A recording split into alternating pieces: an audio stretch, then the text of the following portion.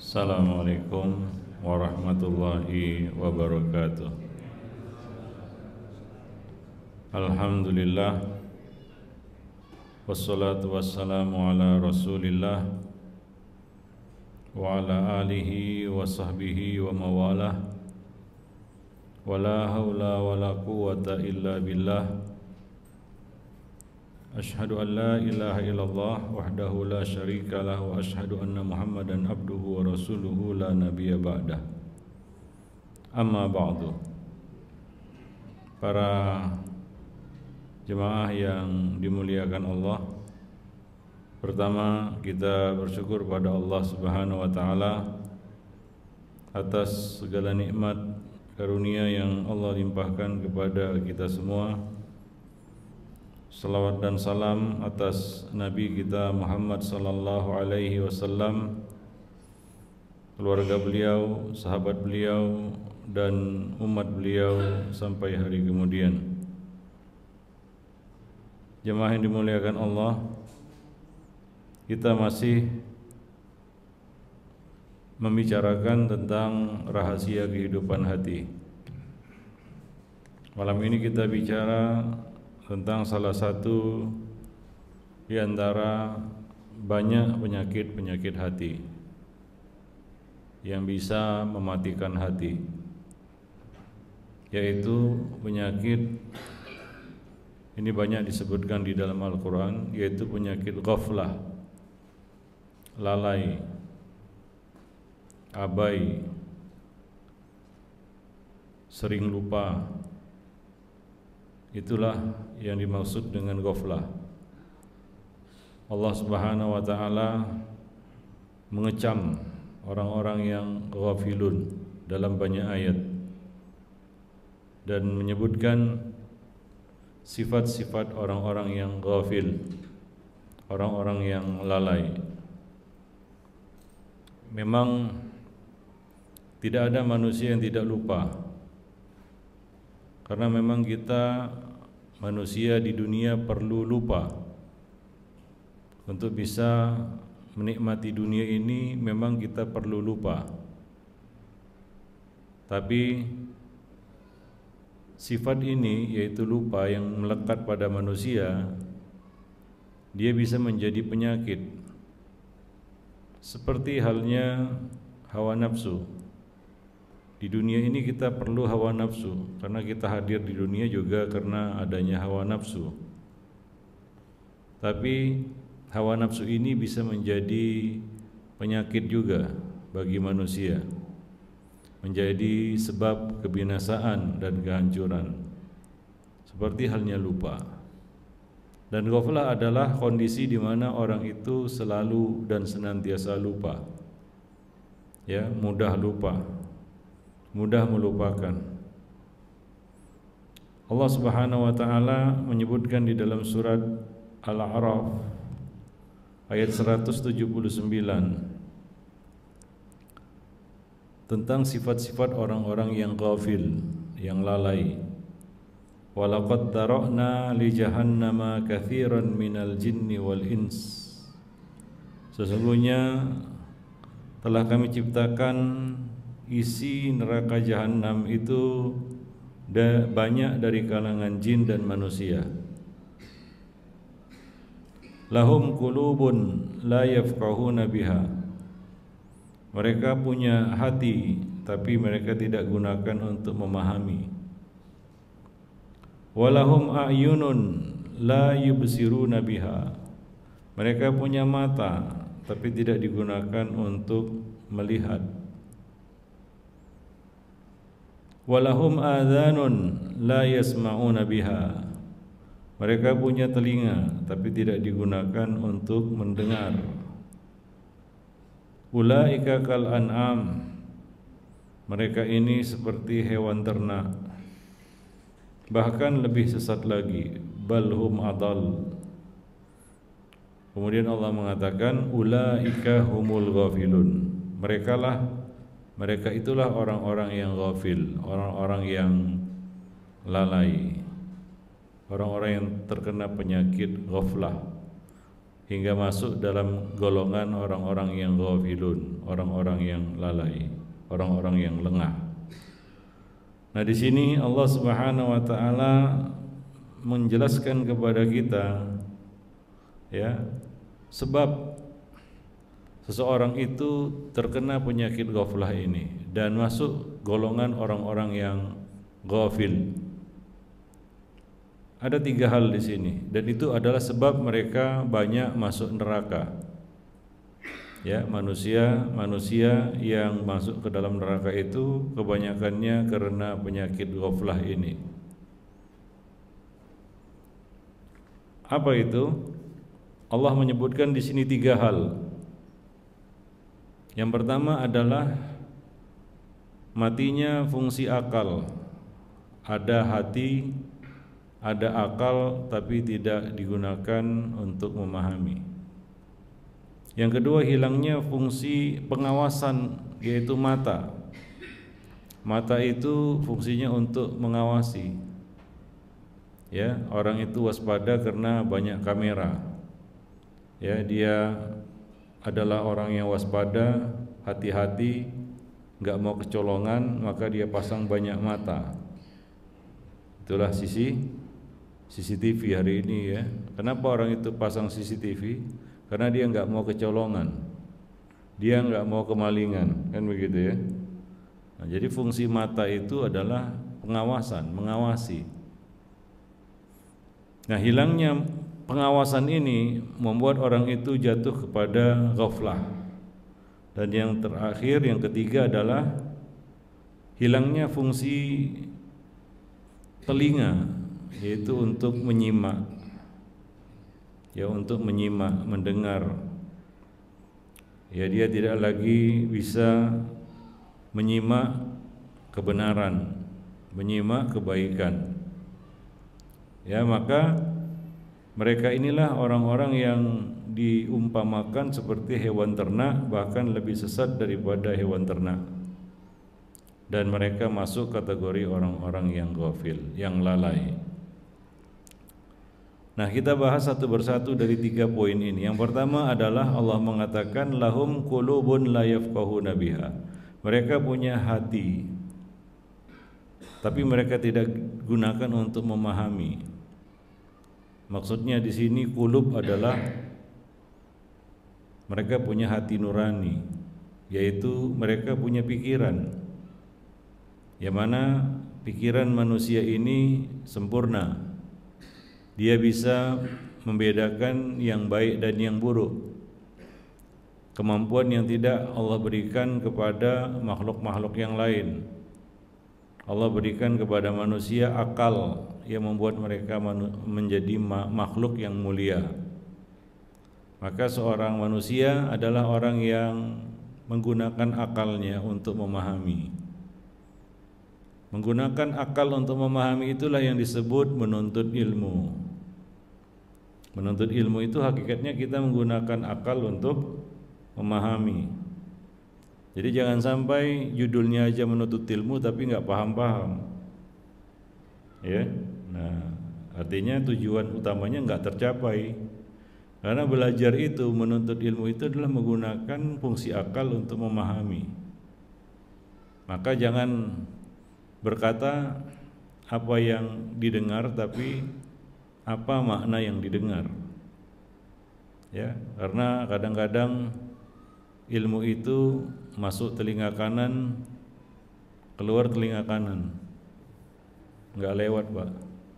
Ya, lumayan lah kalau masuk telinga kanan, keluar telinga kiri, masih ada 1-2 yang nyantol begitu, masih ada yang dipahami. Nah, ada orang yang nggak paham-paham, ya, sudah mendengar banyak argumentasi, dalil, keterangan, ayat, hadis, nggak mempan juga, nggak paham juga, ya. Nah, seperti bicara dengan tembok, ya, nggak mengerti dan nggak memahami. Nah, ini ciri orang yang lalai ini, ya. Dia tidak gunakan kemampuan akalnya, potensi akalnya untuk belajar, menuntut ilmu. Maka tugas manusia itu memang belajar. Ya, dari buayan sampai liang lahat, begitu ungkapannya ya. Tuntutlah ilmu dari buayan sampai ke liang lahat. Artinya manusia enggak boleh berhenti belajar. Ya, umur cuma angka. Itu tidak menandakan kita berhenti belajar. Ya, wah saya sudah tua, sudah pensiun. Menuntut ilmu enggak ada istilahnya pensiun. Ya, sekolah mungkin tamat Pak, karena nggak mungkin sekolah terus ya. Sekolah kan ada batasnya ya. Kalau sudah S3 mau S apa lagi kan begitu ya, kira-kira demikian. Ya, maka beda kita sekolah dengan kita menuntut ilmu, nggak sama. Ya, sekolah ada tamatnya, ada tandanya lagi, tanda kelulusan yaitu ijazah. Kalau menuntut ilmu itu sepanjang hayat, nggak ada tamatnya. Ijazahnya nanti kita terima di akhirat, nggak di dunia. Karena di dunia belum keluar ijazahnya itu menuntut ilmu. Beda dengan sekolah. Jadi jangan disamakan kita sekolah sudah tinggi-tinggi sekolahnya, sudah tinggi sekolahnya dengan menuntut ilmu. Makanya dulu para salaf, ulama, mereka belajar sekolah, ya, menuntut ilmu, mulazamah dengan para ulama. Tapi mereka tidak pernah berhenti menuntut ilmu. Ya, mereka tidak pernah puas dengan sedikit ilmu. Sehingga banyak ucapan-ucapan dari para ulama seperti ucapan Imam Malik, ya, ketika ditanya sampai kapan kamu menuntut ilmu, beliau mengatakan hattal mamat, sampai mati. Demikian juga Abdullah ibn Mubarak pernah ditanya dengan pertanyaan yang sama. Abdullah bin Ahmad bin Hanbal mengatakan, ya, al-mahbarah ilal makbarah. Alat tulis ini dibawa sampai ke makbarah, sampai ke kuburan. Artinya apa? Ya, sampai mati. Memang itulah dia, enggak boleh bosan menuntut ilmu. Sudah letih, sudah tamat kayaknya, enggak ada lagi yang perlu dipelajari. Nah, ini salah. Ya, karena manusia itu lumbung kesalahan, dan kesalahan mereka itu banyaknya karena kejahilan, karena kurang belajar atau enggak tahu, itu penyakitnya. Ya, enggak tahu dia. Ini namanya jahlun basit. Manusia pada dasarnya enggak tahu, maka dia perlu belajar. Ya, kita salah itu karena kita enggak tahu. Makanya kita ini hidup enggak boleh berputus asa dan merasa gagal dalam hidup ini. Apapun yang terjadi, kondisinya, apapun kondisinya saat ini, ya, mungkin kalau kita evaluasi diri kita, banyak lalai, lengah, luput, lewat di masa-masa yang lalu. Tapi kita tidak boleh merasa gagal dalam hidup ini. Namun kita wajib merasa salah. Ya, orang yang merasa salah maka dia akan berusaha untuk memperbaiki kesalahannya. Dan langkah pertama memperbaiki kesalahan itu adalah dengan belajar, menuntut ilmu. Itu titik nolnya itu. Titik nolnya dari situ. Ya, barulah kemudian dia bisa melangkah lebih jauh, memperbaiki mungkin apa-apa yang sudah terluput. Mungkin dalam hidup ini kalau kita mau merenungi, ya, muhasabah namanya, banyak yang terlewat, ya. Banyak kesalahan-kesalahan yang mungkin kita lakukan berulang-ulang. Kita ini hidup itu seperti menumpuk pekerjaan di ujung waktu. Kebanyakan seperti itu, ya, menumpuk pekerjaan di ujung waktu. Dirapel itu pekerjaan di ujung waktu. Nah, ketika waktu mau habis, baru kita sibuk, ya, baru kita kelabakan itu, ya. Kita dihadapkan dengan banyak tugas yang kita tunda-tunda sampai di ujung waktu. Kalau seperti itulah hidup kita, maka siap-siap repot. itu pasti letih itu. Ya, itu pasti letih. Hanya ada dua kemungkinan di situ. Kita mengatakan sudah kepalang basah, ya udahlah. Seperti kita menumpuk pekerjaan rumah sampai malam hari, udah mau tidur baru bergerak mau menyelesaikan semua pekerjaan-pekerjaan yang tertunda itu. Hanya ada dua kemungkinan. Yang pertama, kita sabar mengerjakannya walaupun ini capek ya, karena kita kumpulkan di ujung waktu, atau kita memilih tidur aja. Ya udahlah, sudah habis waktunya, ini waktunya tidur, maka dia pun pergi tidur. Ya, akhirnya bagaimana? Pekerjaan-pekerjaan itu tidak terselesaikan sama sekali. Para jemaah yang dimuliakan Allah, ya. Nah, itulah hidup, ya, para jemaah yang dimuliakan Allah. Maka ya, kita harus memperbaiki waktu dengan banyak belajar, ya, menuntut ilmu.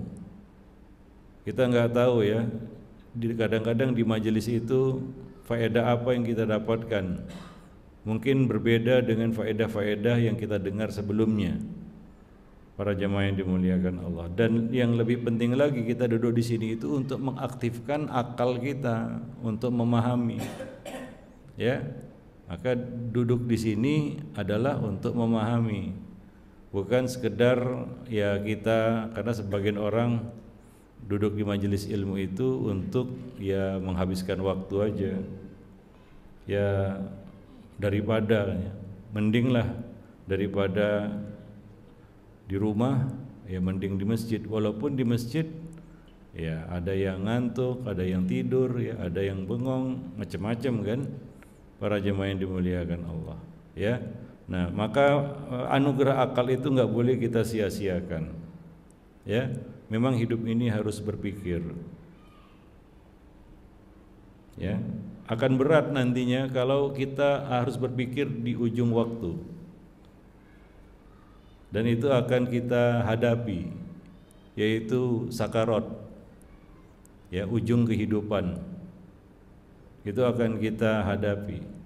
Nah, disitulah baru kita mikir. Maka orang-orang itu akan menyesali dan berkata, ya laitani, ya, dia mengatakan seandainya aku diberi waktu, ya, dia minta kepada Allah supaya diberi waktu untuk beramal, ya, untuk memperbaiki apa yang berantakan itu. Tapi Allah mengatakan kalla, tidak bisa sama sekali. Innaha kalimatun huwa qailuha. Itu adalah kata-kata yang sia-sia, enggak berguna lagi. Para jamaah yang dimuliakan Allah, ya. Nah, itu yang pertama. Orang yang selamat dari penyakit ghaflah ini adalah orang-orang yang benar-benar memfungsikan akalnya untuk memahami. Kita menuntut ilmu itu untuk paham, ya, bukan untuk tujuan-tujuan lainnya, bukan sekedar formalitas atau mengejar sebutan atau mengejar status atau tujuan-tujuan lainnya. Yang membuat ilmu itu jauh dari kita, yang membuat ilmu itu seperti terhalang, terhijab dari kita, ya.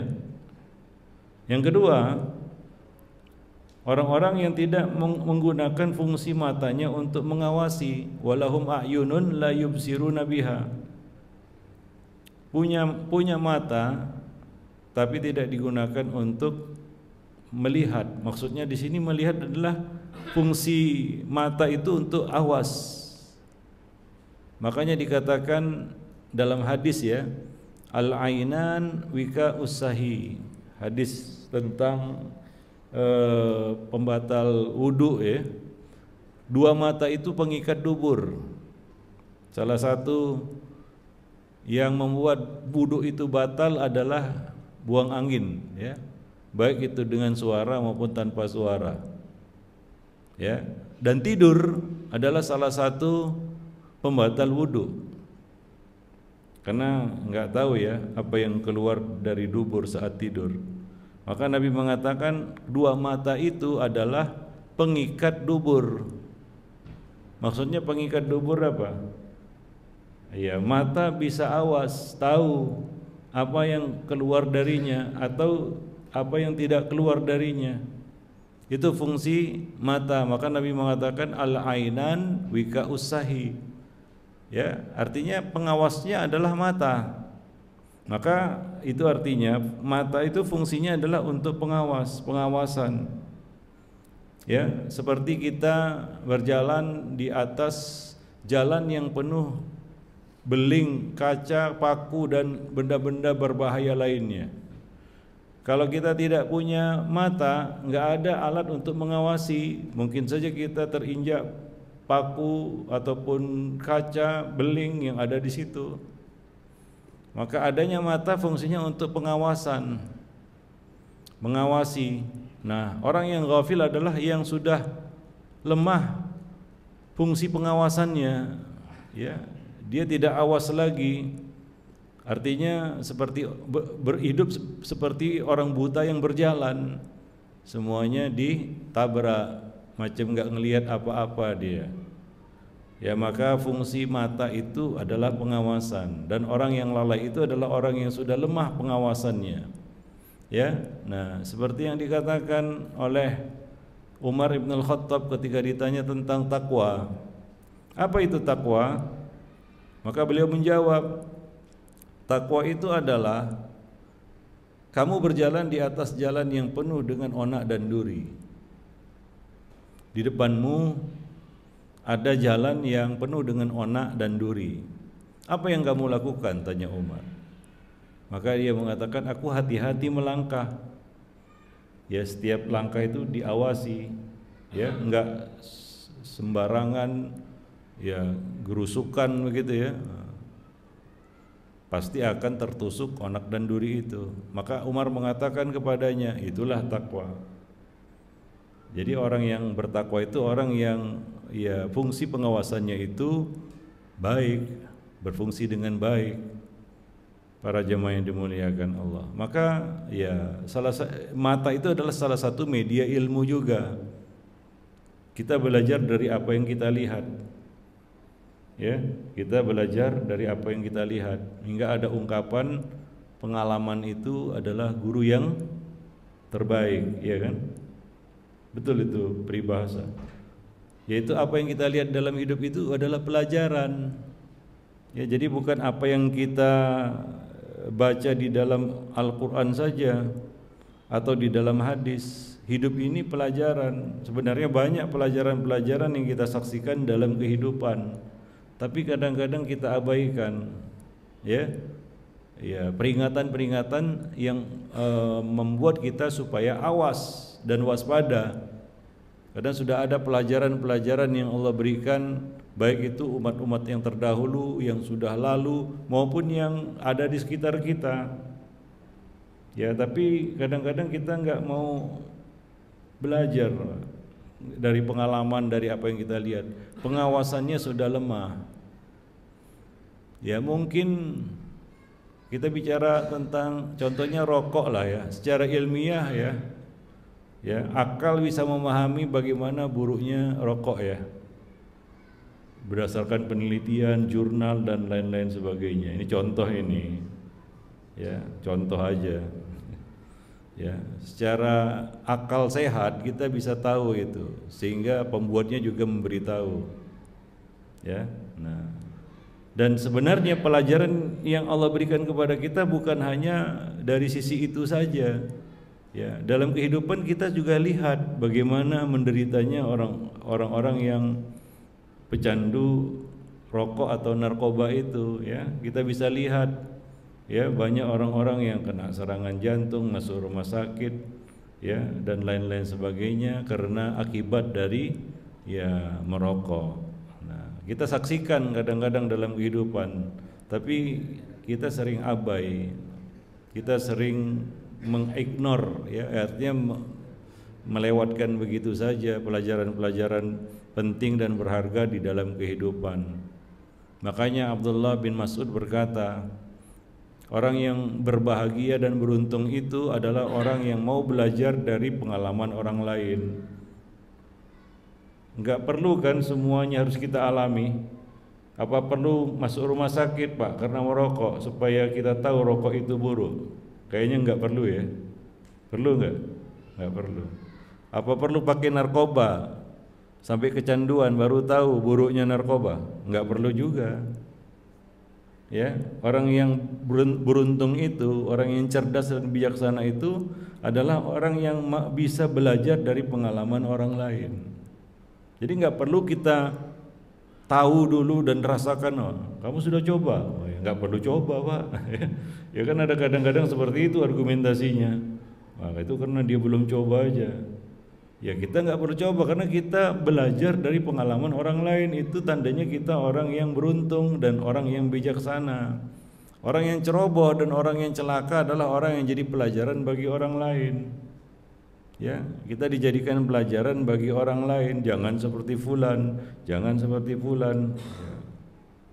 Nah, seperti itu para jemaah yang dimuliakan Allah. Nah, itulah yang namanya fungsi pengawasan. Maka kita dalam hidup ini sebenarnya banyak melihat. Ya, bayangkan ya, berapa lama kita sudah hidup di dunia? Puluhan tahun ya. Makanya hati-hati dengan umur.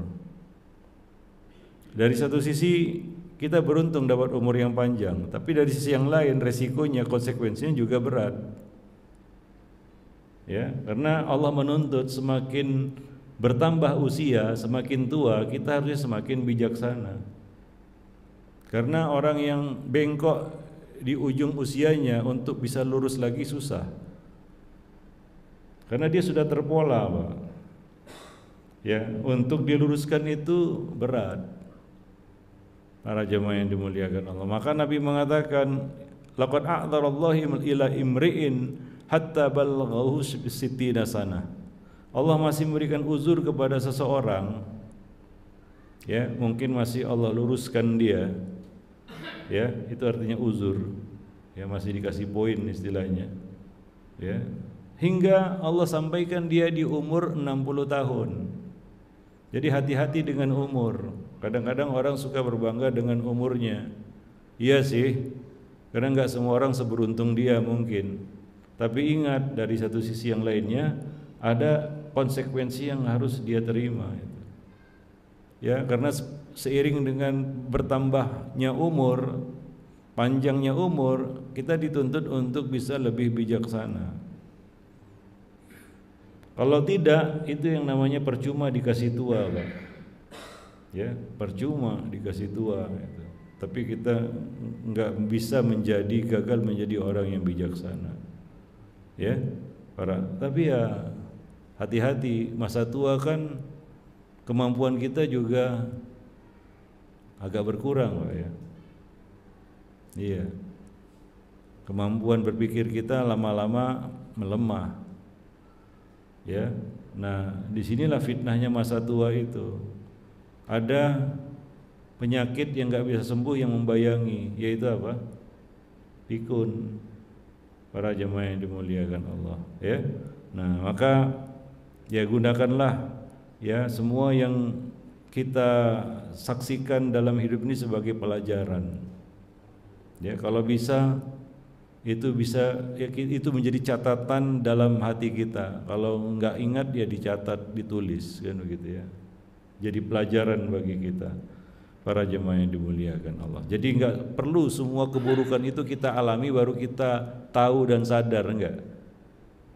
Ya, tidak semua keburukan. Walaupun ya kadang-kadang kita sendiri yang mengalaminya. Tapi enggak perlu juga semua keburukan harus kita jabanin supaya kita paham, enggak perlu juga. Kita harus belajar dari pengalaman orang lain. Ya, para jemaah yang dimuliakan Allah. Itu artinya fungsi pengawasan mata. Dan yang ketiga, walahum adhanun la yasma'una biha. Mereka punya telinga tapi tidak digunakan untuk mendengar, menyimak. Fungsi utama telinga itu adalah apa? Fungsi utama telinga apa? Hah? Apa, Pak?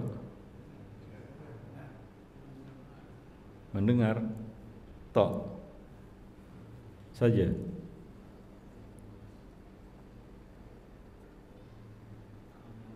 Hah? Nyaring. Iya.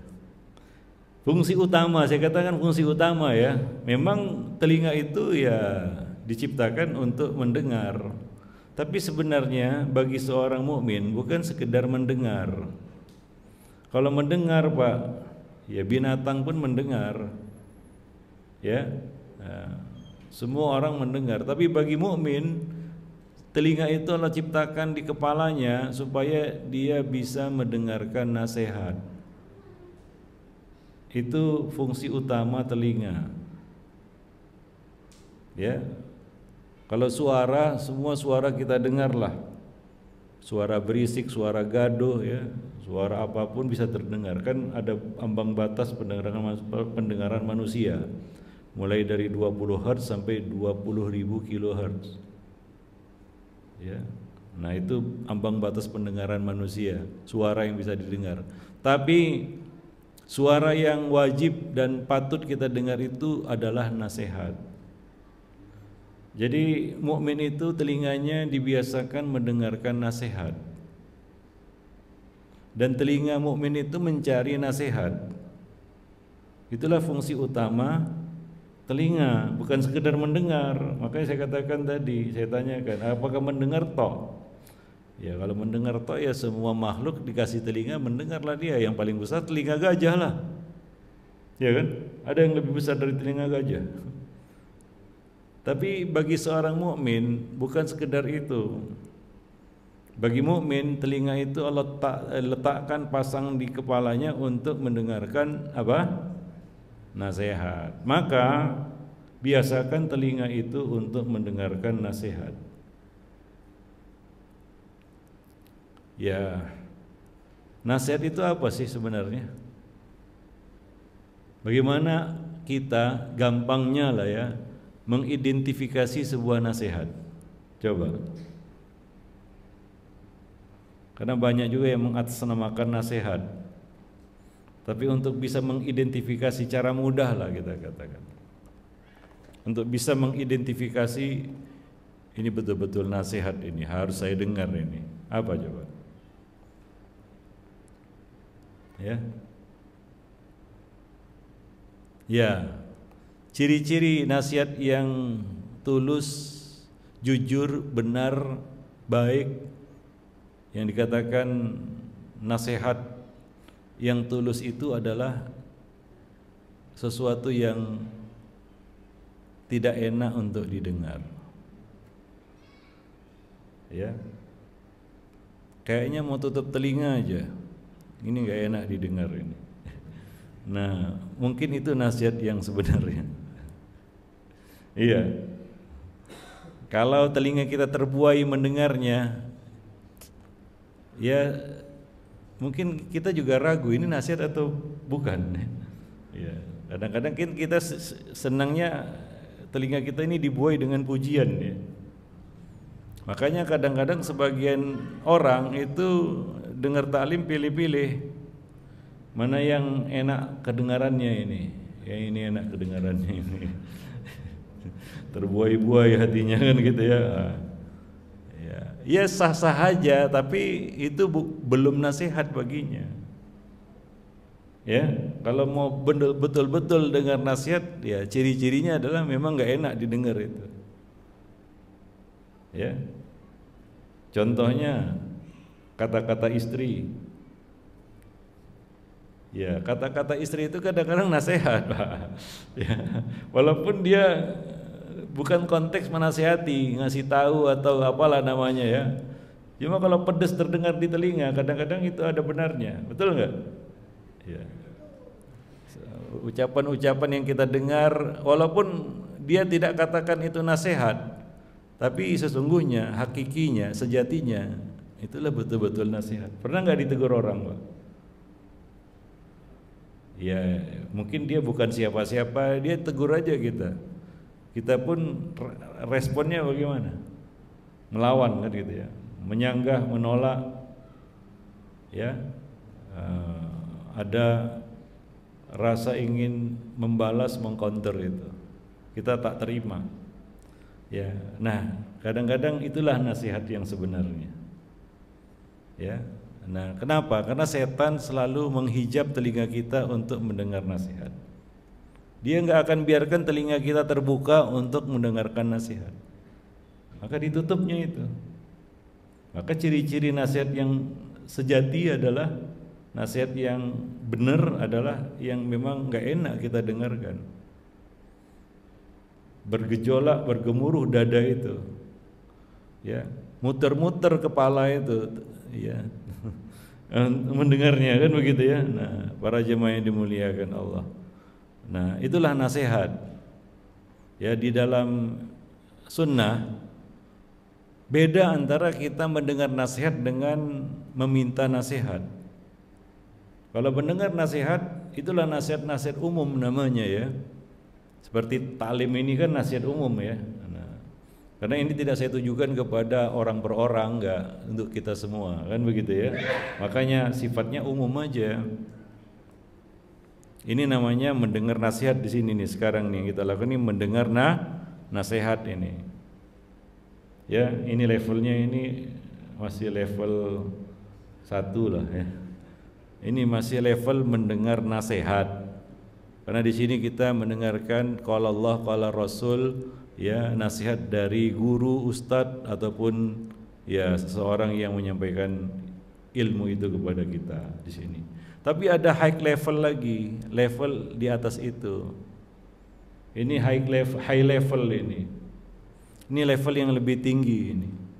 Ya, ini pasti berat ini. Yaitu apa? Meminta nasihat. Itulah yang disebut dengan istinsah. Istinsah itu meminta nasihat. Ya, kita minta nasihat secara khusus untuk diri kita. Jadi memang nasihat itu tertuju secara khusus kepada kita. Kalau ini kan umum, ya. Nah, ada nasihat yang memang tertuju secara khusus. Azan ya. Azan dulu lah, nanti habis itu kita tanya jawab ya. Lanjutkan sedikit dan tanya jawab. Silakan, seperti biasa ya. Muazin. Taib. Para jemaah kita lanjutkan sejenak lalu kita sholat ya. Jadi kalau ingin nasihat yang sejati, nasihat yang setulusnya, mintalah nasihat dari ring 1. Tahu ring 1 itu siapa? Ring 1 itu kalau dalam ilmu waris atas bawah dan yang sejajar dengan kita. Yaitu ini orang-orang yang pasti dapat warisan dari kita. Siapa itu? Pasangan hidup, suami atau istri, orang tua dan anak. Itu ring 1 itu. Kemudian selanjutnya ring 2 dan seterusnya. Saudara, sahabat itu ring 2. Ring 1 itu. Itu orang-orang yang dalam deretan ahli waris itu pasti dapat itu, Pak. Ya, pasti dapat, nggak bisa nggak dapat itu. Suami atau istri, ayah dan orang tua dan ayah bunda dan anak. Itu ring 1. Maka dengarlah nasihat dari mereka.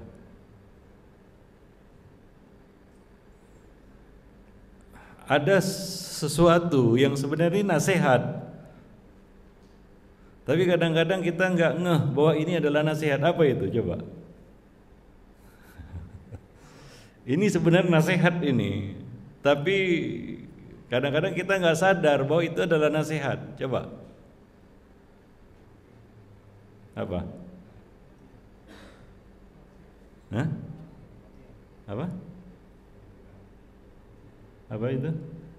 Ini sebenarnya nasihat, bahkan nasihat yang strict, to the point sebenarnya. Tapi kadang-kadang kita nggak mengira ataupun kita kadang-kadang nggak ngeh, nggak sadar itu adalah nasihat. Apa itu? Enggak. Antum berarti antum apa? Hah? Apa Pak?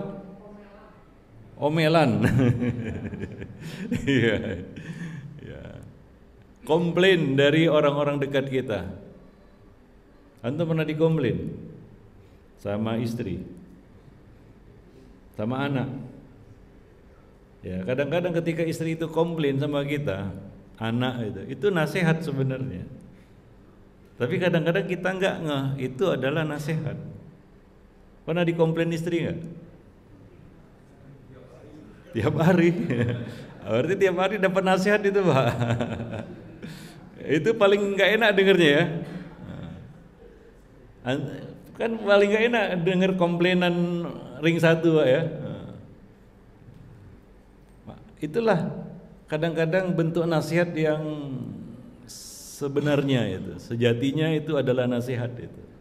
Maka jadilah kepala keluarga, yang di depan saya ini rata-rata kan kepala keluarga ini ya, yang bisa jadi telinga bagi keluarga. Kepala keluarga itu salah satu fungsinya adalah dia harus bisa menjadi telinga keluarga. Ya, yaitu mendengar keluhan-keluhan anak istri. Pancing mereka untuk mengeluh Pak, tentang kita. Ya, dia komplain dia, Mas kamu gini, gini. Nah, dengarkanlah itu. Nasihat itu, iya serius. Nasihat itu Pak, isinya daging semua itu. Ya. Karena apa? Ini terus terang aja ya. Ini satu fenomena. Kepala-kepala keluarga yang nggak bisa jadi telinga keluarga, akhirnya bagaimana Pak? Akhirnya anak istrinya mencari telinga lain yang mau mendengarkan keluhan dan komplain mereka. Ini fakta, ini kenyataan. Berapa banyak ya anak istri dan anak yang curhat ke orang lain, misalnya ke ustadz lah, ustadz mau curhat. Saya kadang-kadang menanggapi curhat para istri ini ngeri-ngeri sedap Pak, serius. Ya kadang-kadang kita mendengar hal-hal yang nggak sepatutnya kita dengar juga gitu ya. Ngilu kadang-kadang hati ini mendengarnya. Iya betul. Antum tahu nggak istri itu mungkin curhat sama orang lain? Berapa banyak suami-suami yang nggak tahu dia dicurhati itu oleh istrinya kepada orang lain. Kenapa? Karena suaminya nggak bisa jadi telinga keluarga. Maka dia cari telinga lain, hati-hati. Nah kalau dia cari telinga lain, ya siap-siaplah. Antum dilaporin ini itu. Ya, maka dengarkan. Untuk mendengar itu untuk apa? Ya untuk paham masalah, nasihat bagi kita supaya kita bisa melakukan atau memperbaiki ya mungkin yang salah apa, ya yang kurang ya disempurnakan, yang salah diperbaiki. Maka salah satu ya kita katakan konsekuensi kita sebagai kepala keluarga adalah mulai sekarang Pak, jadilah telinga bagi keluarga. Nanti malam ya. Kumpulkan anak istri, silakan komplain. Nah, siapa yang mau komplain ya, silakan. Dengarkan itu Pak, betul itu betul-betul nasihat Pak. Nasihat yang enggak antum dengar bahkan di majelis ilmu dari ulama kibar sekalipun. Serius. Ya nasihat saya ini enggak ada apa-apanya dibandingkan komplain istri nanti di rumah. Tapi saya mengarahkan aja ya. Nah, kalau mau betul-betul nasihat dia itulah dia salah satunya. Ya, para jamaah yang dimuliakan Allah. Berapa banyak coba anak-anak terutama remaja ya yang sudah berfungsi pikirannya, akalnya ya, yang curhat kepada orang lain. Curhat kepada ustadz, dia datang ke saya, "Ustadz, saya mau curhat." Ya, banyaklah yang dicurhatinya. Ya, rata-rata kalau remaja curhat itu tentang orang tuanya. Kalau istri curhat tentang suaminya. Ya, saya kadang-kadang bertanya kepada para istri itu, Bu, kenapa enggak ngomong langsung sama suami? Suaminya kan masih ada kan, belum pisah kan, belum. Masih satu rumah, masih ya. Ngomong aja sama suami. Apa jawabannya? Ah, payah Ustaz. Saya udah, ini berarti ini model-model kepala keluarga yang nggak bisa jadi telinga bagi keluarganya ini. Ya kalau bisa Pak, masalah-masalah rumah tangga itu jangan sampai keluar. Itu akan terjadi jika kita bisa jadi telinga keluarga. Karena kita nggak tahu masalah yang terjadi kalau kita nggak mau mendengarkannya. Dan itu adalah nasihat sebenarnya. Ya, demikian juga anak. Jangan kita aja yang ngomong gitu. Sekali-sekali dengarkan keluhan anak itu, komplain anak itu kita dengar juga, supaya enggak dikatakan maha benar orang tua dengan segala ulahnya. Iya, kenyataan di lapangan seperti itu Pak. Orang tua pantang dikomplain, nggak ada salahnya pokoknya, yang salah anak aja. Anak nakal, remaja nakal gitu ya. Nggak ada istilahnya orang tua nakal, kenakalan orang tua. Kayak nggak mau diterima dikatakan nakal gitu ya. Padahal memang betul-betul nakal Pak. Para jemaah yang dimuliakan Allah. Maka ya itulah fungsi telinga, untuk mendengarkan nasihat. Bukan sekedar mendengar aja, tapi mendengarkan apa? Nasihat. Ya terutama tadi ya, kalau antum betul-betul ingin nasihat yang straight to the point ya dari ring 1. Dan yang betul-betul itu nasihat adalah dengarkan keluhan mereka ya tentang kita. Wallahu alam. So, mudah-mudahan nanti malam bisa diamalkan ya. Ya kita kan belajar ini kan untuk beramal kan gitu ya. Pasti gak enak Pak. Saya aja kemarin baru dinasihati istri, komplain istri. Waduh, nggak karuan rasanya gitu ya. Tapi ya kita itulah dia fungsi jangan sampai dia cari telinga orang lain Pak. Gawat nanti.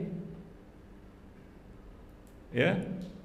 Hancur lebur kita Pak kalau dilaporin istri Pak ya. Terbongkar semuanya. Para jemaah yang dimuliakan Allah ya. Nah demikian. Taib. Memang nggak enak itu. Makanya saya katakan ciri nasihat yang sebenar, yang sejatinya nasihat itu adalah memang yang nggak enak kita dengar.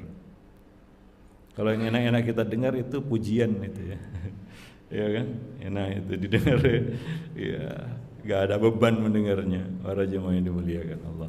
Wallahu a'lam bishawab. Nah itu saja mungkin ya salah satu hal yang mungkin bisa ya menghidupkan hati kita dan kita selamat dari penyakit yang namanya ghaflah, yaitu penyakit ghaflah ya, lalai yang berketerusan, lalai yang terus menerus yang diperturutkan ya. Wallahu a'lam bishawab. Nah bagi yang mau bertanya silakan sebelum kita iqamah, silakan yang mau bertanya.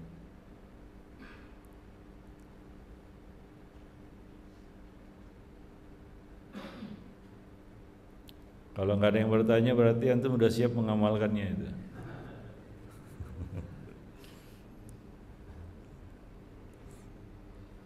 Ada? Silakan.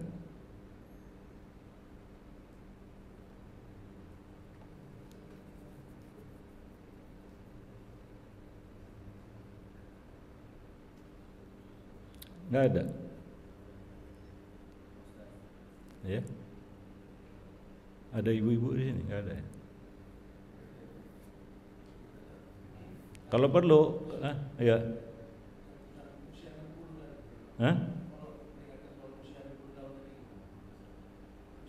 Usia 60 tahun itu usia di mana Allah angkat uzur. Ya. Laqad a'dzarallahu ila imri'in hatta ballaghahu 60 sana. Hadis Abu Hurairah riwayat Bukhari dan Muslim. Allah masih memberikan uzur kepada seseorang hingga Allah kasih dia umur 60 tahun. Artinya dia kan sudah banyak belajar. 60 tahun lihat dunia, lihat kehidupan, enggak belajar juga, itu namanya terlalu. Artinya dia sudah banyak lalai itu. Enggak pernah belajar orang ini mungkin sepanjang hidupnya, udah dikasih 60 tahun. Makanya panjang umur itu ada konsekuensinya. Ya, ada konsekuensinya para jemaah yang dimuliakan Allah, ya. Nah, mau panjang umur enggak?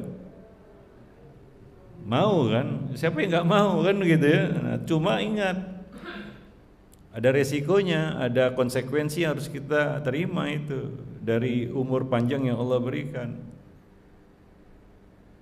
Oleh sebab itu ya, di dalam realita kehidupan, orang-orang yang sudah 60 tahun ke atas kalau masih bengkok, susah lurusnya, Pak.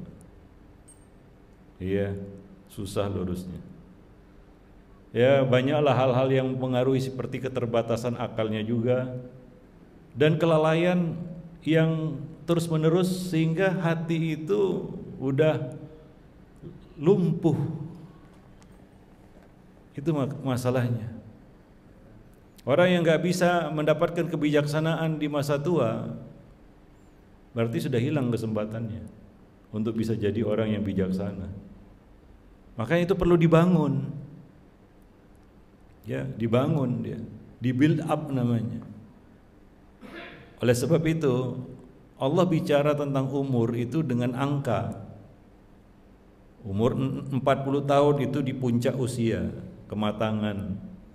Maka kedepannya dia harus prepare, persiapan untuk menyambut masa tuanya. Ya, mudah-mudahan dia dapat umur panjang, kan begitu ya. Nah, itu harus dipersiapkan. Ustadz, umur kan nggak tahu, udahlah nggak usah persiapan, kayaknya nggak nyampe 60, nggak bisa juga seperti itu, kan begitu ya. Ya, itu putus asa namanya, kan begitu ya. Kita harus persiapan walaupun umur nggak ada yang tahu, Pak. Makanya Nabi itu mempersiapkan generasi selalu lebih tua dari umurnya, Pak. Contohnya, ya para sahabat itu remaja-remaja lah di kalangan sahabat seperti Abdullah bin Abbas, Usama bin Zaid, itu contoh-contoh remaja ya di zaman Nabi. Itu mereka itu lebih tua dari usianya. Umur boleh 18 tahun, tapi sudah bisa memimpin pasukan perang. Umur boleh belum sampai 20 tahun seperti Abdullah bin Abbas, tapi sudah menjadi anggota syura. Umar ya umur 20 tapi pemikiran 40.